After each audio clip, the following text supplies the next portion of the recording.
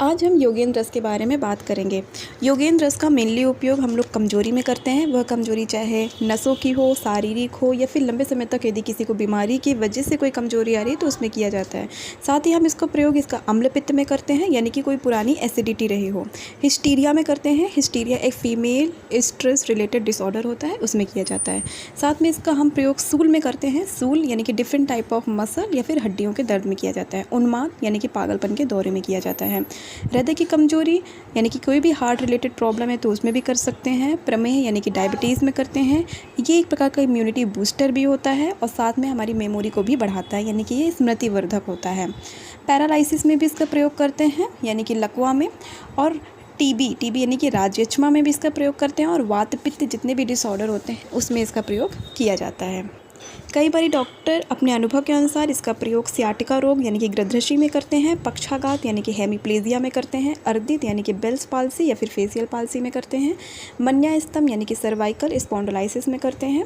इस प्रकार से यह एक रसायन के रूप में काम करती है, यानी कि टॉनिक है और हमारे शरीर को बल देने का काम करती है।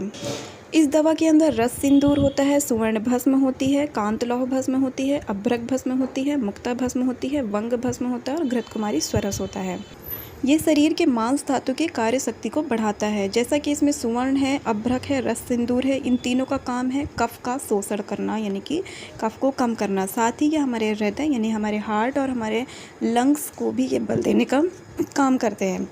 इसलिए इसका प्रयोग श्वास यानी कि अस्थमा एंड राज्यक्षमा यानी कि ट्यूबरकुलोसिस एंड हार्ट डिसीज़ में भी इसका प्रयोग किया जाता है। क्योंकि इसमें वंग भस्म है, ये इस वजह से ये एक उत्कृष्ट ओजवर्धक है, बल्य देने का काम करता है। और जो भी धातु की डेफिशिएंसी हो जाती है उसमें भी इसका प्रयोग करते हैं।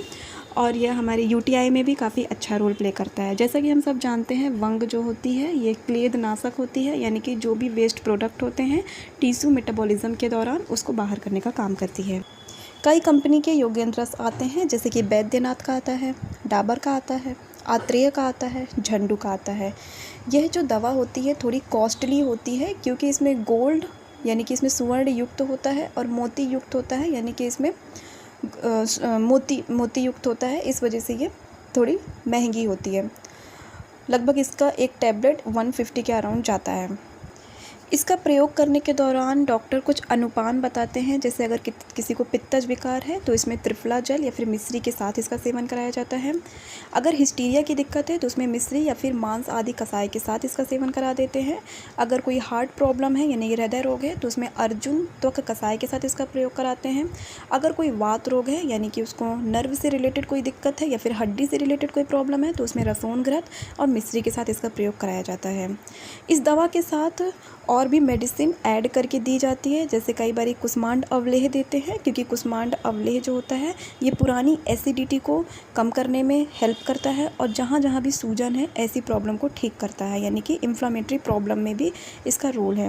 ब्रह्म रसायन के साथ काफ़ी बार दिया जाता है, क्योंकि ब्रह्म रसायन जो होती है ये हमारी मानस व्याधि जैसे डिप्रेशन लाइक बीमारियों पे अच्छा रोल है इसका। चंद्र प्रभावती के साथ देते हैं अगर किसी को यूटीआई है यानी कि यूरिनरी ट्रैक से रिलेटेड कोई दिक्कत है, मूत्रवाह स्रोतस से, या फिर उसको कोई डायबिटीज़ है तो उसके साथ इसको दिया जाता है। ब्राह्मी वटी के साथ भी देते हैं, यदि हिस्टीरिया जैसे अटैक बार बार आ रहे हैं तो वहाँ पे ब्राह्मी वटी के साथ देते हैं। गोक्षुर आदि कसाय के साथ दिया जाता है। गोक्षुर यानी कि जो हमारे यूरिनरी ट्रैक्ट पर काम करता है, यानी कि हमारे मूत्रवाह संस्थान पर जो काम करता है। पुनर्नवादी कसाय के साथ इसका सेवन कराया जाता है। यदि बॉडी में कहीं सूजन वगैरह है तो पुनर्नवादी कसाय के साथ देंगे। अगर किसी को कोई ऑटो इम्यून प्रॉब्लम है लाइक रेमेटॉइड अर्थराइटिस है या फिर एसएलई है तो उसमें रसायन घनवटी के साथ इसका प्रयोग कराया जाता है। अब इसके डोज के बारे में बात कर लेते हैं। यदि एज 10 से 18 के बीच में है तो डॉक्टर अपने अनुभव के अनुसार आधी रत्ती यानी कि एक रत्ती 125 mg के बराबर होती है और आधी रत्ती 62.5 mg के बराबर होती है। तो अगर एज 10 से 18 के बीच है तो उसमें आधी रत्ती देते हैं, दिन में 2 बार सेवन कराया जाता है। और अगर एडल्ट है तो उसमें एक रत्ती देते हैं, यानी कि 125 mg की दवाई दिन में 2 बार सेवन कराया जाता है। नॉर्मली इसकी एक टेबलेट 125 mg की ही बनाई जाती है, तो बहुत ही ईजिली इसको हम दे सकते हैं।